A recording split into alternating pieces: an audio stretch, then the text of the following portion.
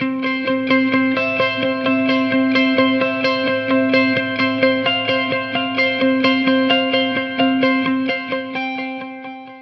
back, everybody. Of course, we're talking about this book, Can You Really Think and Grow Rich? Ramy sitting right beside me here. The guy also sitting next to me is one of the most successful casino hosts on the planet.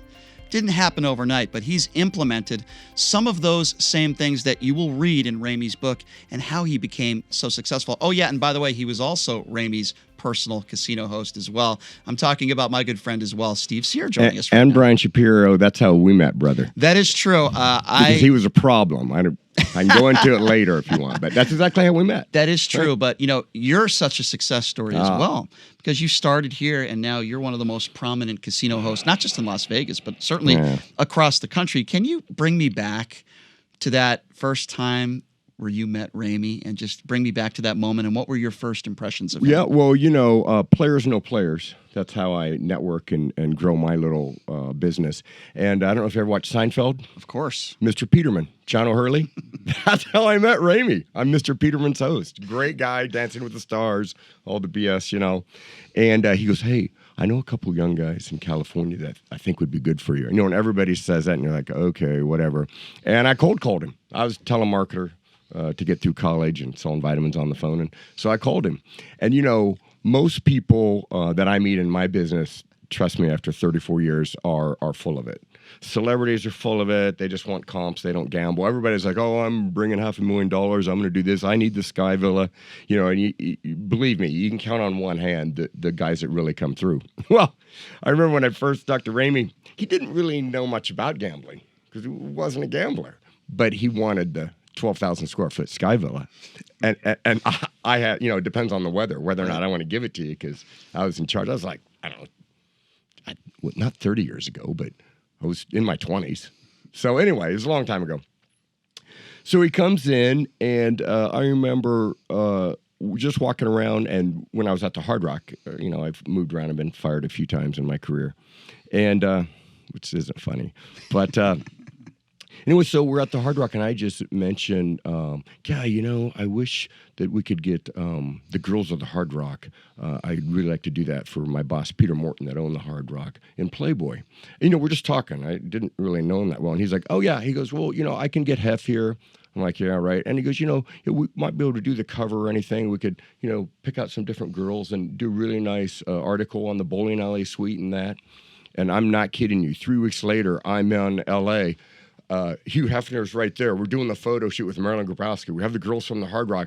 We're on the cover. I'm like, holy cow. This guy, whatever he says, he does. And that's always been Ramy.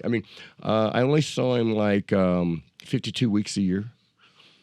Came every Friday. 52 weeks a year. Wow. No, every Friday. Didn't matter what it was. I would see him every Friday. He'd fly in on his jet, which is really cool. And then sometimes he'd send the jet to pick me up and some people just to go to dinner. So, that's the nice thing as a casino host. I get to live the lifestyle of the rich and famous. And, I'm the grunt, getting the fruit basket to the room. But, so that's how we met. And I feel like we've been through a lot.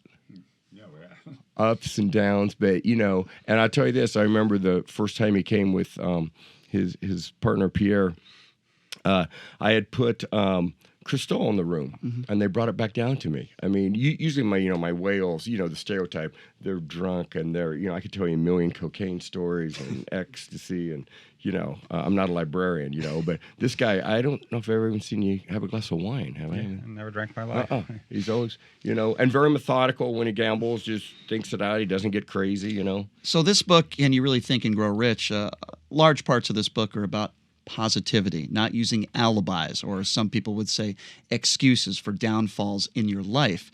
From a gambling perspective, I know personally myself, if I lose $20 in a slot machine, I'm probably swearing and I'm angry. Not a very fun person to be around when I'm losing money at the gambling tables. Brian is surprised that he loses. It's math, He's one of those players where, how did I lose? But from what I've heard, Ramy is really not that guy. Win or lose $1 million, he was always a gentleman. I've seen Ramy lose $1 million in 4 hours before, and when it was due, because I have to collect. I don't get paid till the markers are paid.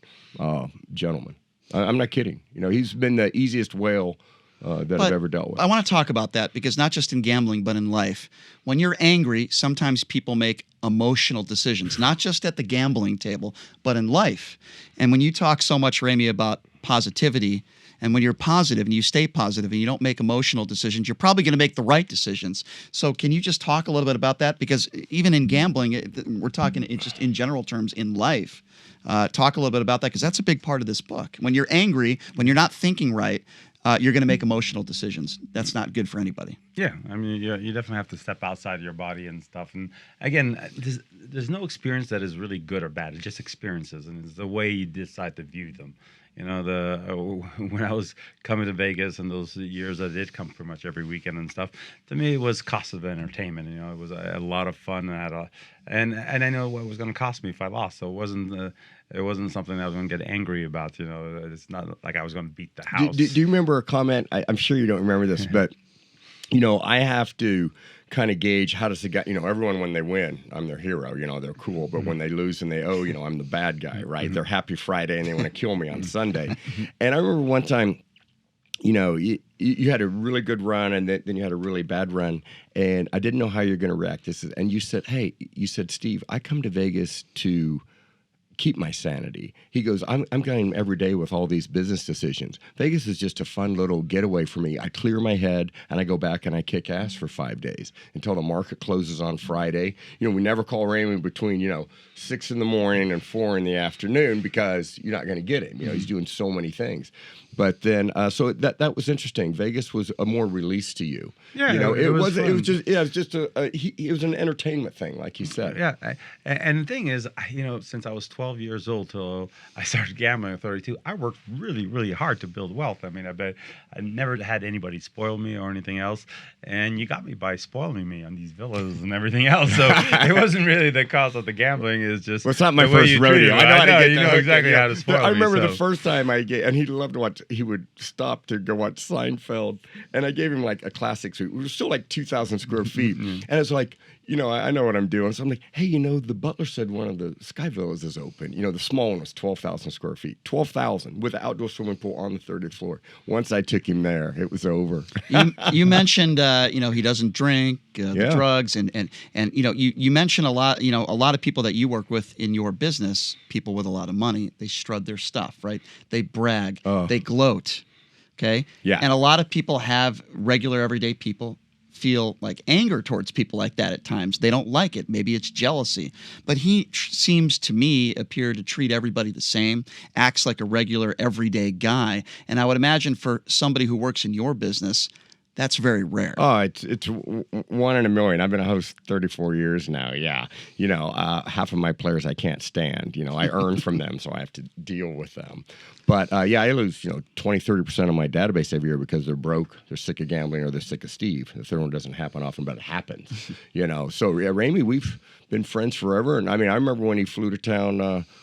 Remember 9/11, and then the stock market was closed, and he had another company that was public and shut down, and all his employees were worried. Well, he paid them. Right. You know what I mean? So yeah, you've taken care of a lot of people. And was that from your family or where did that come from? It's a good question. It wasn't from my family. I kind of left home at 12, and it was really from reading Think and Grow Rich and the principles it laid out and everything else. It says nothing lasts unless it's built on truth and honesty and the way you have to treat people and everything. Because it's a good line, but a lot of people don't live by that, sir. Trust me. I was lucky enough to read it early enough and read it 20 times, and I was young enough to believe everything it said. So I didn't have the world to color the way I was thinking, and then I developed over the years. The way I thought and built and saw that things work and the principles work, that it reinforced the way I should really, live my life. Remember the bride and groom at the cage? So there's a bride and groom at the cage, and they had won like $612, and they didn't know to color up, which we asked. They had $600 in $5 chips. So to them, it was so Ramy goes over, and he only has 2. Now they're a different color. And he goes, hey, how do you guys you just got married? And he goes, I tell you what, I know you got a lot over there, but I'll trade you for these 2 if you want. And Ramy's were 2 $5,000 chips. Oh, my gosh. And he would have done it. And they're like, no. We're fine. That's we're incredible. fine. Yeah. All right. So do you remember that? That's very generous. So, Steve, fill in the blank here. You have to read this book, Can You Really Think and Grow Rich? Because it's a really good blueprint for me, just the average Joe. I mean, I'm a 2.3 from UNLV. I'm not the brainiac like Mr. Gray that you had on here and Ramy and everything, you know. But just for the average person, for me, when I read it, I could really relate to the stories. It was really simple, easy read.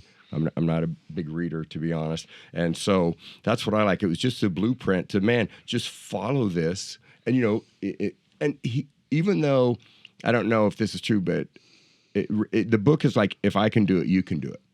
Am I right? Right. Okay, but a lot of people, you know, when they're really rich and they charge for their seminars, there's a lot of books like this on the market. Okay, and I meet the guys, you know, but then they want you to spend $5,000 and come to their seminar. You know, Ramy just wants to help people. So, Steve, there's a lot of people in your business, as you mentioned earlier, they've gambled for a while. They lose everything. Now, that's not what was Ramy's case. He didn't lose everything because he was gambling. But you see that a lot, and usually they never come back. Or if they do come back, they're never at the level where they once were. Ramy, and I think I'm speaking correctly, where he's gained a lot since that point where he only had $21 to his name. What do you make of this situation? Because you see this with gamblers all the time, and even though I'm not referencing gambling here, where somebody loses everything, and then not only do they come back, Brian. I knew Ramy would bounce back because every time, okay, I knew times were bad, and, you know, some bad things happen like 9/11 and, you know, crisis like that, and the market closes and stuff. I remember calling him because I would call my whales. You know, I only have about 15 of those, you know. And so, but he was always positive. He's like, yeah, but we're going to do this and this. And then, you know, years ago, I'm going to start this rideshare company. Yeah, I'll go, that'll never work. I was wrong. You know, so he always has all these ideas. He's always going on to the next thing. So I don't know if you're like me, you never sleep, or you're always thinking things. But I guarantee, you know, last night we went and looked at a new venue for a show. And I was just introducing to the person. Next thing you know, we could build this out. I mean, he's going 100 miles an hour all the time. I don't know if that's learned or just you were born that way. But so anyway, when he was at his lowest, I didn't know it. I knew, you know, I read the paper and, you know, I see things like that. But gaming was the entertainment, and he didn't come for the entertainment because instead of working 5 days a week, he was working 7 days a week. And a lot of times, even when he would come for the weekends, even in the heyday, he was still up working, you know, in the room. So, Steve, after reading this book, Can You Really Think and Grow Rich? What have you learned from this book that you now apply in your life on a daily basis? You know, I don't know if he remembers this, but he kind of mentored me along the way. I've do a million different things. When Ramy met me, I was the corporate stiff, and, you know, they finally fired me. And so now I have a lot of different revenue streams that I work on. And I remember that Ramy was always like, be consistent in decisions. Okay. And Ramy he's always consistently positive, and he always, the glass is half full with this dude. You know what I mean? He always looks at that, and he always tries to help people be successful. He told me that a long time ago too. You know, surround yourself. I had a boss at the Hilton before I finally got fired, and then I sued them and lost.